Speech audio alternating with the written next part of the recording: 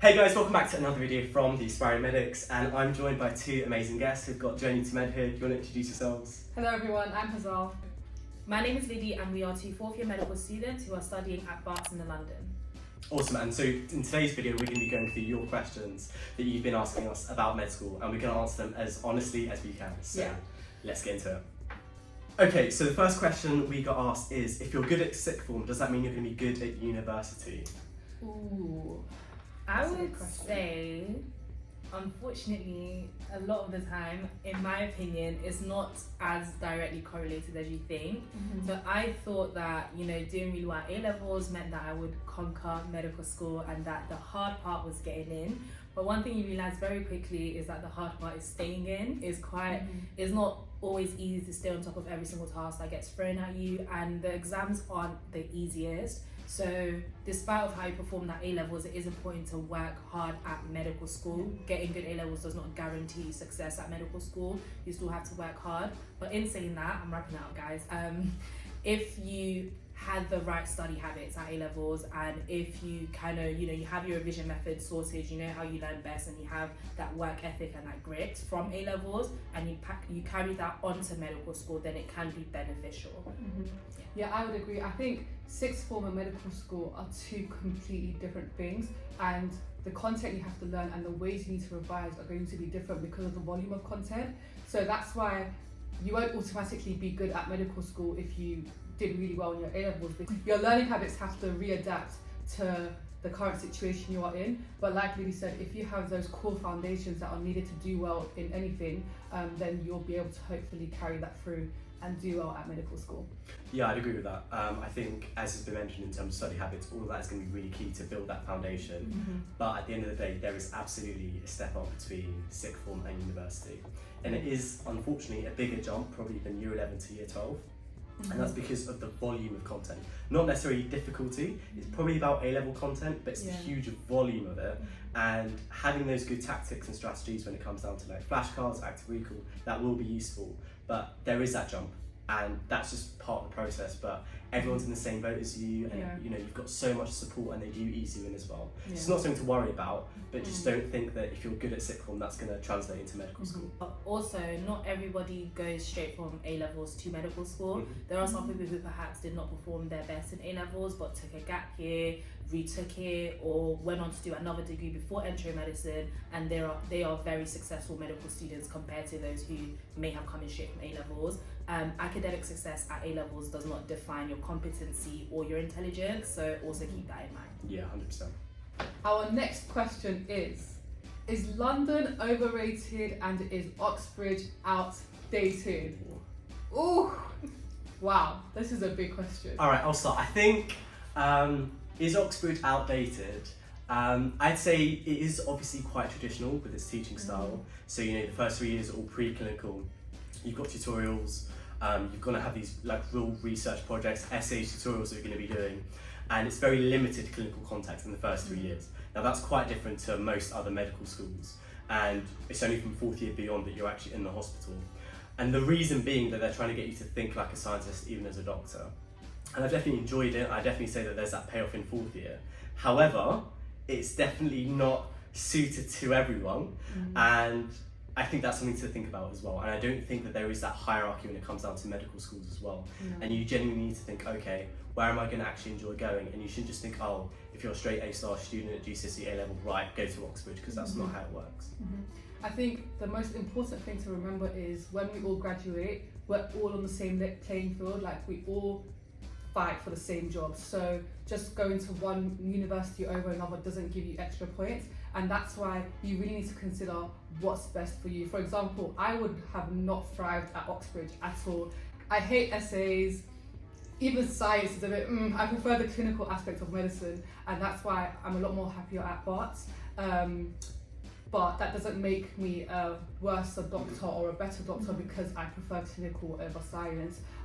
We all have different preferences. There's so many medical students, we're not all going to like the same things. But the main aim of the degree is to make us all competent doctors, and all medical schools can do that. You just need to go to the one that's going to be able to do that best for you. And just to add on to the points you guys said as well, it's not about even when you graduate and we're all in that same playing field to apply for those jobs. certain things are going to make you stand out depending on what speciality and depending on, you know, the interest you hope to pursue in your career as a doctor. If you're someone who wants to become a researcher, then places like Oxford are beneficial because there are plenty of opportunity to do that. At Bath in London, we only do a few essays each year. You're probably, I mean, there are research opportunities, but maybe you might thrive better elsewhere doing more research projects at a vicinity like Oxford.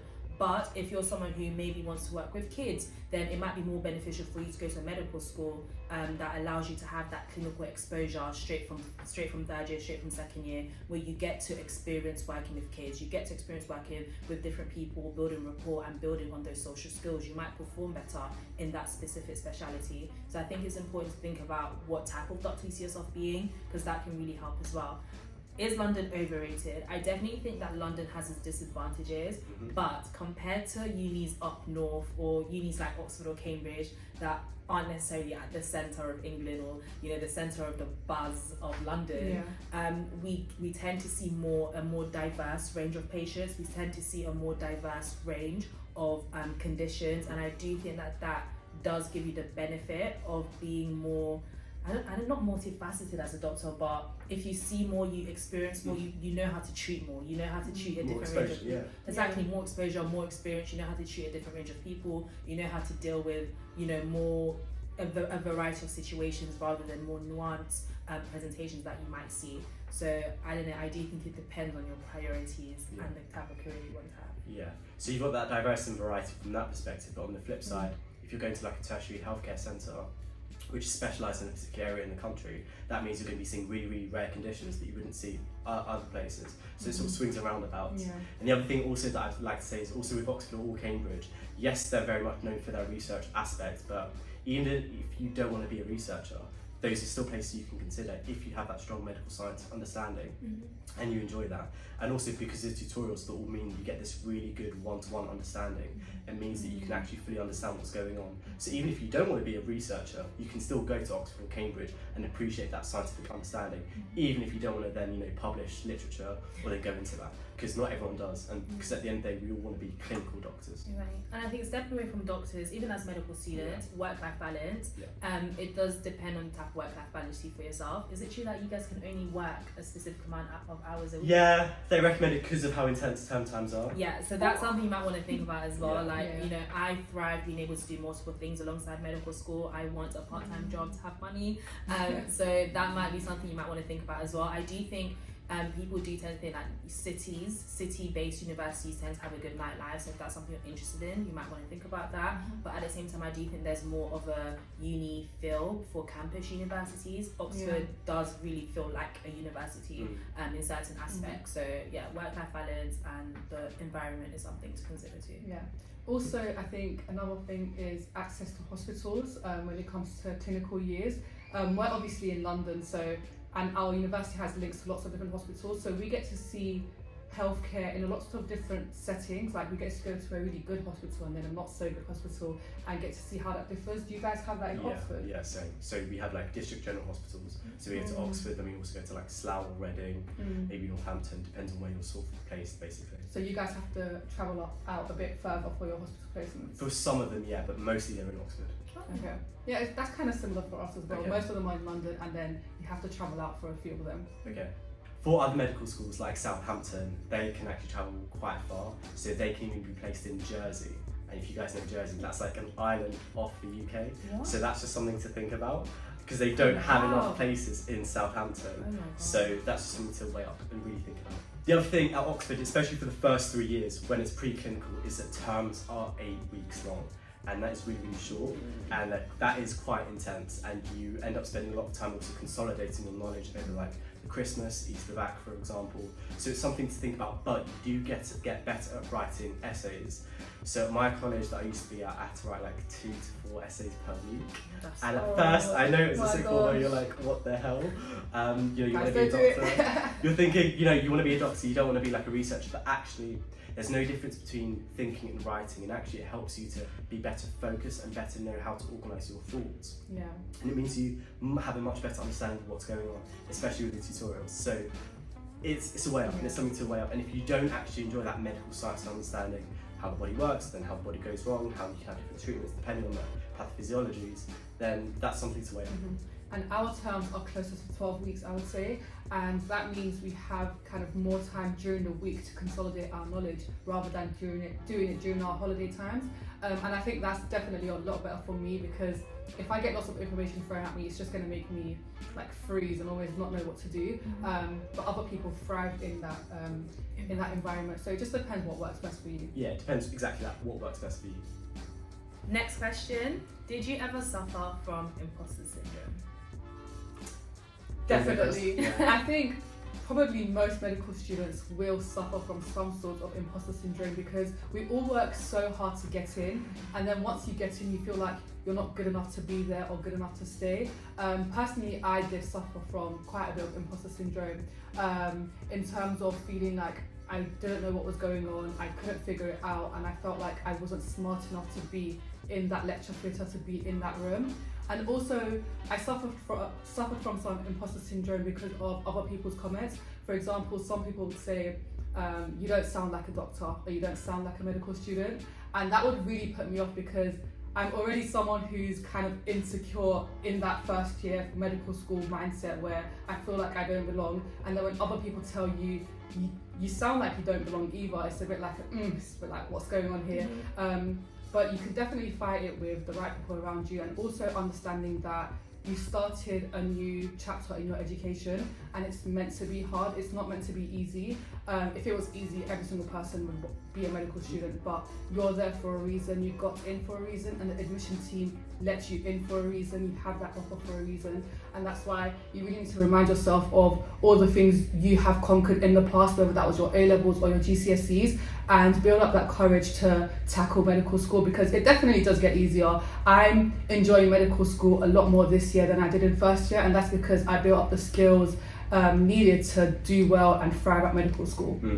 I think there are a lot of contexts that you can feel imposter syndrome. So going straight, I'm going to go chronologically, going straight from even before medical school. I think being ethnic minorities, especially my situation being black, being female, like when you walk into a hospital, when you think doctor, what was shown in the media, you think, you know, the typical Caucasian male, white male doctor, even though the society we live in today, especially, you know, with how far UK has come along, you're going to be treating a wide variety of doctors, and it's just not representative of every single community out there in the UK. So yeah, upon being an aspiring medic, when I'd go to like interview events or I'd go to aspiring medic events, I tended to be the only black girl in the room, and I always felt like a highlighter. I always felt like I had to represent my community, being the only person in the room, and it was very difficult to deal with. But I think despite this, luckily I didn't let it put me off entering medical school. And even when I came into medical school, that was a situation. I was dealing with a lot of imposter syndrome, being a black female at a university that was predominantly either a heavy Asian population or a heavy white population. I couldn't really see my identity within that. I remember the first year I told her that I can count all the black people here with my 10 fingers. And I think in a society where we're treating such a diverse range of people, the medical students and future doctors should reflect that as well. But luckily, over time, and with starting YouTube and being a content creator, I was able to network with other medical students who looked like me, who sounded like me, who had similar backgrounds to me, who I could relate to. People don't understand the significance of representation. Representation reminds you that if she can do it, I can do it too. It reminds you that you are capable, that if this person went through all of those barriers and is successful and thriving, you are able to do that as well. So luckily, through networking with other medical students and seeing what I could become, I believed I could become. So that's definitely something that helped with imposter syndrome at the beginning of medical school. Fast forward, in clinical years, guys, don't let them fool you. You will deal with a lot of imposter syndrome outside of race, colour, hair colour, everything. Because you are in a new environment, you're no longer a university-based student, you're going to be in the hospital with qualified healthcare professionals who have been stationed there for months and years. So it is very difficult to navigate yourself around, you know, the different places. But one thing that did help is just kind of affirming yourself within yourself, like, you know, I belong to be, I deserve to be here. Other doctors were in this situation as well and are successful, so I'm going to be able to do it too. And affirming yourself verbally as well. When I walk into a ward, I always introduce myself. I always say, hello, my name is Liddy and I'm a fourth year medical student. I'm placed on this ward. Is there anything I can do? Is there anything I can observe? Just establishing yourself from the get-go really helps with confidence. I didn't do this as much in third year, but when I learned this magic secret, it really did help. So try to affirm yourself and don't let anyone kick you about, don't let anyone make you feel uncomfortable. Always report clinicians that may not be the kindest to you on the wards, because you do get some of them who don't like medical students, or they're not happy with the fact that medical students these days have more flexibility or have less of a intense degree compared to what they had in the past. So definitely stand your ground, believe in yourself, and you'll be fine. Yeah, I think belief in yourself is a key thing, and like it's so natural from sixth form to uni, from going top of your class to all of a sudden going to medical school where everyone else is top of their class, and you're thinking, oh, hang on, have I gotten worse? Have I slipped? It's like, no, you're just in an environment where everyone's like overachievers anyways.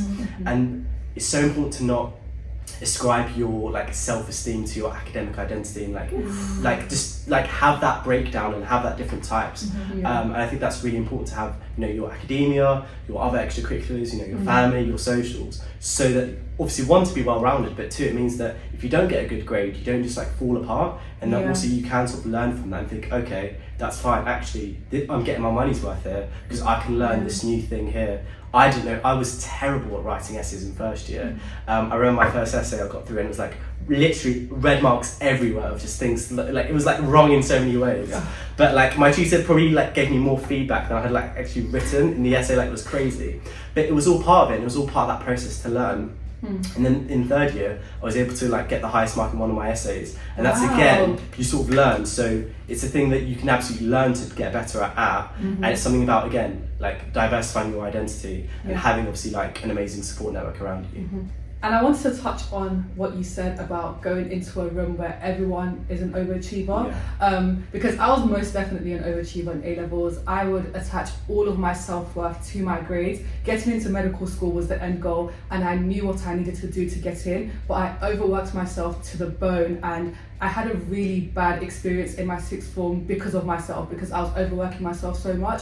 And yes, I did get really good grades, but my whole life was my grades. If I got one bad mark, it ruined my whole week. Now coming to medical school, I decided to drop all of that, and now I am 100% happier. I'm in a better mental state because my grades don't define me. That might mean I'm not doing 100% of the work I should be doing. That might mean I'm not getting 100% of the marks I could be getting, but it means that I'm happier, and I think that's a lot more important because my degree is 5-6 years. Imagine being in that stressed, upset, you know, almost depressive state for 6 years. You wouldn't be able to get through it. And medical school is about becoming a doctor, but also enjoying the 5-6 years that you have here. So try not to attach all of your self-worth to your grades, and you will 100% enjoy university more. 100%. Okay, so next question is, what surprised you the most about medical school? I'm happy to start with this one. I think something that I never really considered before getting into medical school was the exam structure and the pass mark. So obviously in your A-levels, you need to get maybe like 80%, maybe 85% to get that A-star grade. But in medical school, it's not like that at all. For most medical schools, it's 50% to pass. Is that at yours as well? Yeah, it's 50% to pass an exam. And that's like so different to what we're used to, which is like 85, 90% to get a good grade. And also our exams. So for most medical schools, it's you have a couple different exams, but you'll have one that's multiple choice, and then you'll have one that's you know, in-person, physical exam stuff, and then you'll have another one that's like a picture exam almost, table picture exam. So it's a lot more different to what you're used to again, and I never really considered it going in, but I think even though it's not easier, it's definitely better because the pass mark isn't so high. So again, you don't have to put so much pressure on yourself to do the very best, because you don't have to get an A-star, you just have to pass, and I think that makes it a lot better and a lot easier to do. I think to add to that, something that surprised me about medical school was definitely the lack of structure in terms of a lack of a curriculum. When you're doing A-levels, you know where the curriculums are, you know, AQA, EdXL, ACR, there is a guide waiting to tell you, what's it called, an exam Specification, It's been years, people. There's a specification, an exam specification for each and every one of your exams. You know exactly what's coming up. You know exactly what you need to know, where the marks are, so you know what to revise and how. Whereas with medical school, it's less specific. We get learning objectives in our lectures that we can use as a generic guide for what we have to know, but there isn't a clear specification of this is what you need to know in order to pass this exam. You kind of just need to, use your initiative, or use we get a handbook as well which lists some of the things we should be aware of. And there's a lack of structure with medical school. That was a huge shock to the system, because specification is what got me through exam season. Knowing what I need to know is what gave me stability for revision. Yeah. So I like that stability for revision now, and now I kind of just need to, it's a guessing game, which is quite stressful. I would say the thing that surprised me the most was like how normal everyone was. Like, Ooh. I was thinking that like, even when I had my offer, right, that's it, I'm waving my social life goodbye, like I'm gonna be slaving away in the library, but it's not true. I think people at Oxford or Cambridge, the thing that's common amongst everyone, if it's just one thing, is that they're just passionate about that subject. And just like all, unis, it is what you make of it, and you're gonna have a variety of different people. Don't get me wrong, there's a huge amount that Oxford still needs to improve about its diversity, but I think university is absolutely what you make of it, and you can get involved with as much or as little when it comes down to extracurriculars or other societies you want to get involved with as well. And you don't have this pressure where it's kind of like UCAS year 12 or year 13 where you're like going through this checklist to be like, oh okay, how am I going to be showing X, Y, Z, and you're doing something. You can just do something because you enjoy it, rather than just doing it of like a CV, like a mercenary. I think that's quite empowering. The next question is, do medical students have no life? This is such a funny question, because I think when you apply to medical school, you think you're kind of giving away your life now, and you're signing away your life for the next 5 to 6 years. But I would definitely say, kind of like what you said, medical school and university in general is what you make it. So if you want, you can join societies, join clubs, sports teams, and do what you want in those free times. And if you want, you don't have to either. So medical students have a life if they want to, basically. Yeah, definitely. I feel like we are extreme examples of that. Me and Hazan were content creators alongside medical school and other initiatives we get involved with. Yusuf here is an entrepreneur and does a lot for aspiring medics. And I think if we can do that much as medical students for so many years throughout medical school, then trust me, you will have a life when you get to medical school. We are extreme examples, so I'm sure that you will be able to, have the social life that you're after at medical school. In saying that, I do think it's important to remember you are a medical student. Our degree is known to be more intense than other degrees, and there are certain requirements throughout the year that might require your attention, outside of exam season. Regardless of this, you are going to be able to have a life, beyond these sections of intensity, beyond these sections of revision, or submitting that assignment. I always say to Hazal that medical school fluctuates. It's like a roller coaster.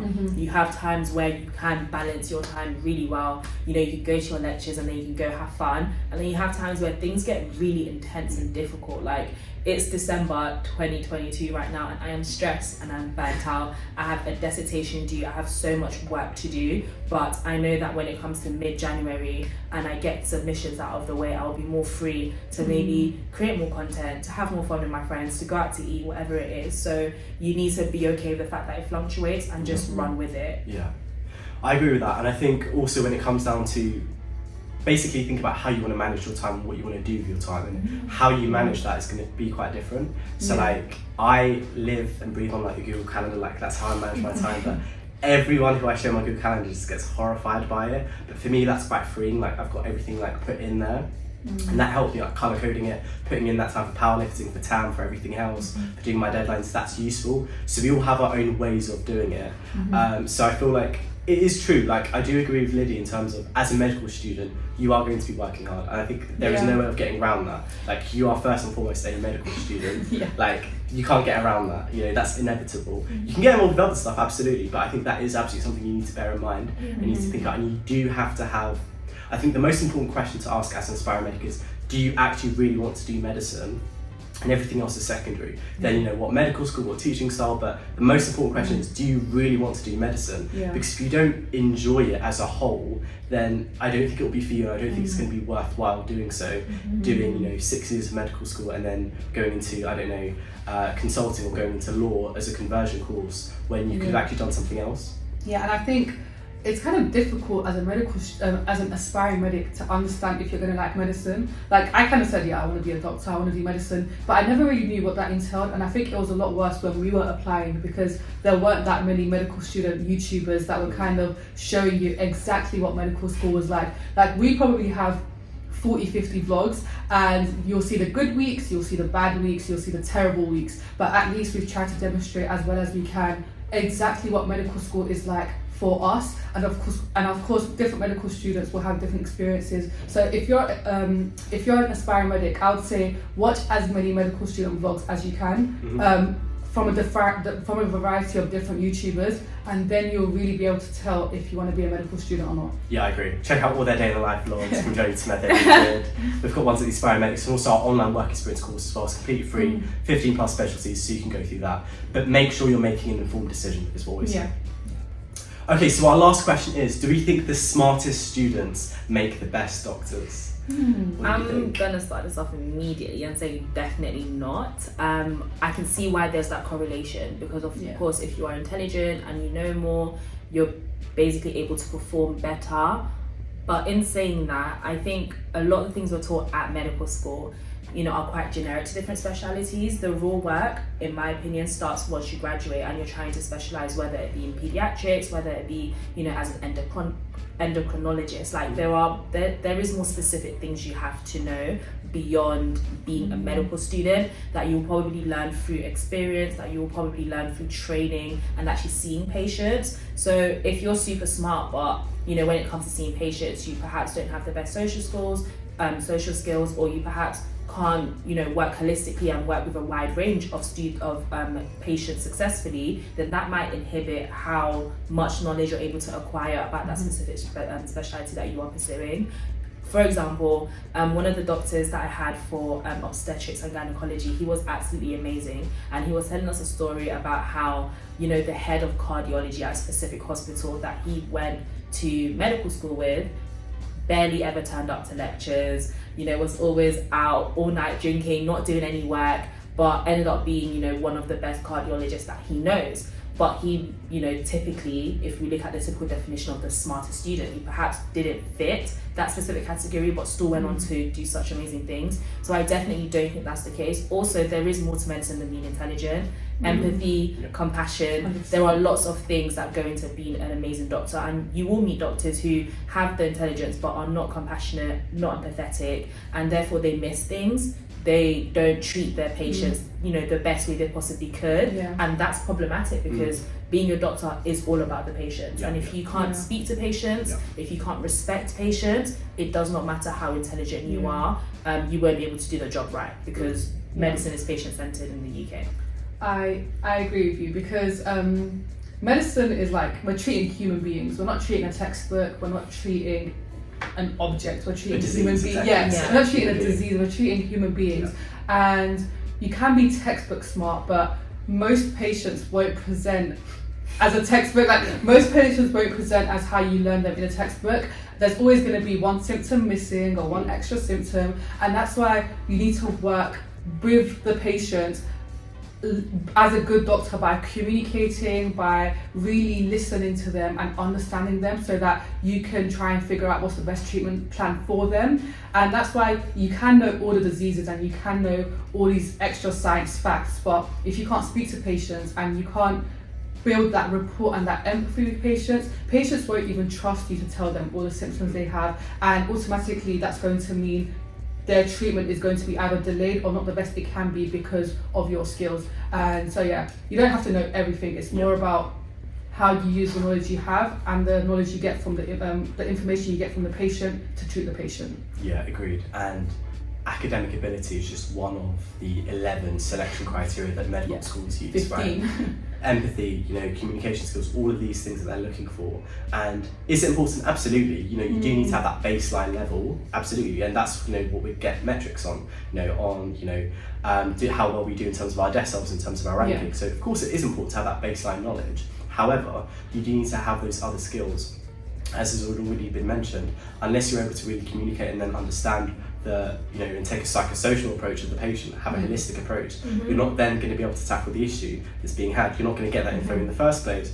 Or then if you're going to talk about, lifestyle counselling or other stuff, they're not going to trust you enough, or think that actually you're being a bit too antagonistic, and a bit too judgmental. So of course, it's a mixture of all of those qualities. It's going to be really key. It's not just one of them. And especially in preclinical years, for the first 3 years at Oxford, those that can write the best essays aren't necessarily the best at clinical skills, or putting in a cannula, taking bloods. So both are important, but it's not a thing of, okay, that means you should just focus on academic ability. And and just to add as well, I think it is quite, unfortunately, the medical profession is a profession that does prioritize like how intelligent you are, how academically able you are. We see that with rankings after medical school. Did you perform best in exams? You get top pick, you get to be in London, whatever it is. And I think it would be amazing if the medical profession moved towards prioritizing things like, is this a doctor that looks after their mental and physical health outside of work? Because if you're not the best mentally or physically, it's quite difficult for you to be the best for your patients. So that feeds into whether you're a good doctor or not. Does this doctor have implicit bias? Does he have any stereotypes that could be dangerous for patients? These are not things that are taken into account, and unfortunately they are things that can really impact a patient and maybe lead to things like morbidity and mortality. These are things we should be prioritizing. So it definitely does go beyond academics, and I hope the medical profession moves away from that. Because those sort of objective measurements are very convenient and very cheap to do on a wide scale, to be like, right, okay, everyone do a test, let's see how you do. Whereas everything else is more subjective and it's a lot harder to quantify. So just because something's very convenient to measure doesn't mean that it's the best measure of a doctor. 100%. And also for you aspiring medics that are currently writing their personal statements and wondering, why do I have to talk about communication skills? This is why, because medical schools don't want robots that are going to get A stars and then become robots at medical school. They want human beings who have communication skills, listening skills, empathy, teamworking skills, because these are all the skills you need to be a good doctor. And that's not just a cliche phrase that everyone throws about. It is true, because especially when we have seen doctors lacking even in one of those skills, it's really evident and it really does impact things. So that's why medical schools are looking for that, and that's why you should write about them in your personal statements. Great guys, so that rounds up the video. We hope you found it useful. Don't forget to like, comment and subscribe, and please do check out Journey to Med's YouTube channel as well. Link will be in the description. Alright guys, see you later. Bye. Bye.